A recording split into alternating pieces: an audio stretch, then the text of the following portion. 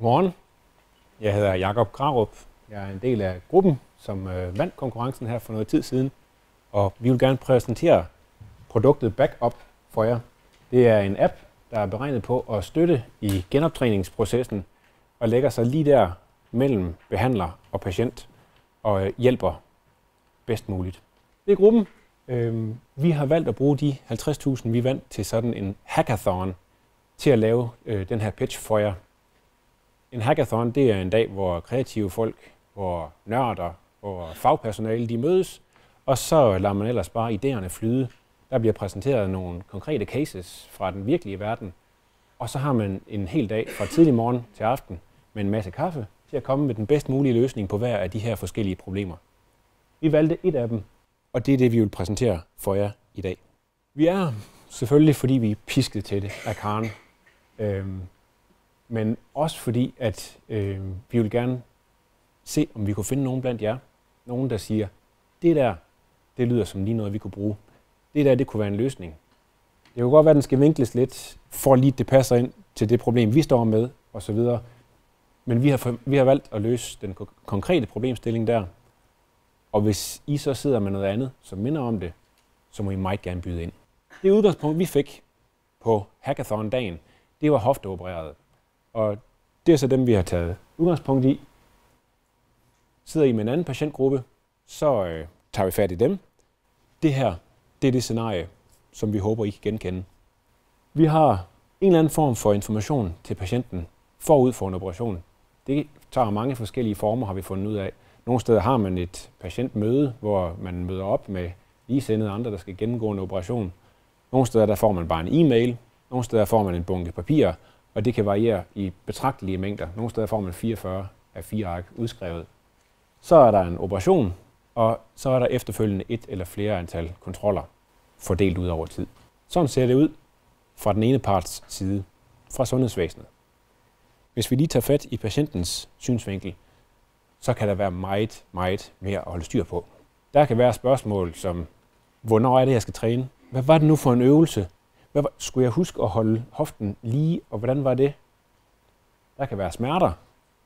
Man kan have en forventning til, at jamen, nu har jeg haft ondt i 14 dage, men sagde hun, at jeg kunne forvente at have det i op til 3 uger, og skulle jeg have så ondt, at jeg næsten ikke kan gå på toilettet? Hvornår var det, jeg måtte køre bil? Måtte jeg køre cykel? Alle de informationer, dem kan man have rigtig svært ved at holde styr på. Det er det, vi gerne vil hjælpe med. Problemet i en nøddeskal er, at lige efter operationen, der er der rigtig mange informationer, og det aftager over tid, fordi ting de bliver til rutiner, og der er færre ting at tage hensyn til.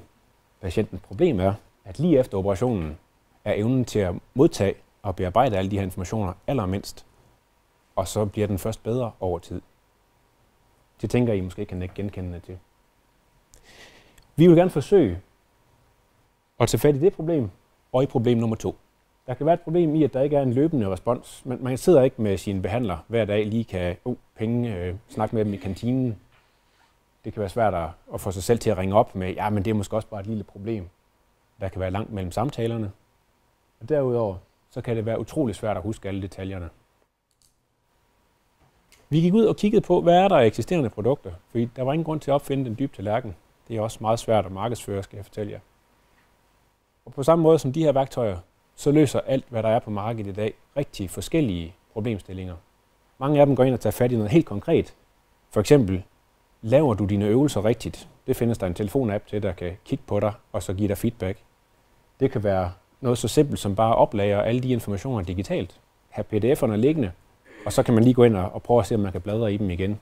Vi vil gerne prøve at se, om vi kunne gøre det bedre, end det, der er på markedet i dag. Og det vi tænkte, at vi kunne, det var at lægge appen ind her, lige mellem behandleren og patienten som et bindeled, og så være en facilitator og et ekstra informationsmedie. Behandleren vælger et eller andet genoptræningsforløb, lægger det ind til patienten, appen holder styr på det, og kan lave påmindelser og sige, vi er nået til dag 3. I dag er det hofterne eller anklerne. Den konkrete øvelse bliver præsenteret, og patienten kan så, og det her vi går ind og gør det lidt anderledes, patienten kan give feedback. De kan fortælle, det gjorde ondt, det var helt op på en 8 på smerteskalaen, eller jeg kunne slet ikke gennemføre mine øvelser i dag. Det kan også være sådan noget som, jeg behøver ikke længere at tage mine smertestillende. Det kan også være, hvad lykkedes og hvad lykkedes ikke. Jeg kunne ikke det med anklen. Det med hoften, det gik fint. Behandleren kan så få alle patientresultaterne. Det skal lige siges, det er ikke tanken, at man sidder 24/7 som behandler og tager imod alt, hvad der kommer ind fra alle patienter. Fordi noget af det, vi gerne vil, det er, at vi vil støtte det med at tage feedbacken og så genvælge. Det kan være, at vi så finder ud af, at det gør simpelthen for ondt med den her øvelse. Vi skal over og vælge et andet spor, og så skal appen kunne hjælpe behandleren i at vælge. Vi tager lige en anden træningsmetode. Vi tager en anden øvelsesserie. Og så kan det fortsætte igen. Det kunne se sådan her ud. Hvis vi tager den første skærm derovre, så er den personligt tilpasset. Man får en information som patient, og man får at vide, at der er nu 8 dage siden, at du blev opereret, og vi skal i gang med de her øvelser. Det er 100 fodvip. Tanken er, at vi starter med billeder, fordi video det er meget, meget dyrt at producere. Og så kan der være en guide til den dag, hvad er det, du skal. Og efterfølgende, så kan feedbacket fra patienten komme med, lykkedes det, hvor ondt gjorde det. Der kunne være noget konkret feedback med, jeg er lidt i tvivl om sådan og sådan. Der vil også komme påmindelser på samme måde, som I kender dem fra husk at aflevere Amalie i børnehaven. Så kommer de her med, pas på ikke at overbelaste dig selv. Vi er stadigvæk i den første uge efter operationen. Dine sår skal have tid til at hele. Der kan være påmindelser om kontrolbesøg. Det er allerede på torsdag kl. 14. Og så kan der være påmindelser dagligt om at få lavet øvelserne, så man ikke glemmer det. Det vi håber på, det er, at vi kan gå fra den her problematik, hvor der bare er et meget stort mismatch mellem, hvad man skal og hvad man kan, til at vi kan ved hjælp af vores app lave en lille backup til ens hjerne, hvor man løfter den evne til at behandle information, fordi meget af det bliver lagret i appen for en. Og derudover så også sænke den mængde af information, man skal behandle, så den kommer lidt mere gradvist. Lige når man har behov for det, så kommer det som en pop-up, eller man kan lige slå op og se, hvordan det er. Så hvis vi går tilbage til det oprindelige scenarie, så er der 2 steder, hvor vi går ind og prøver på at fokusere.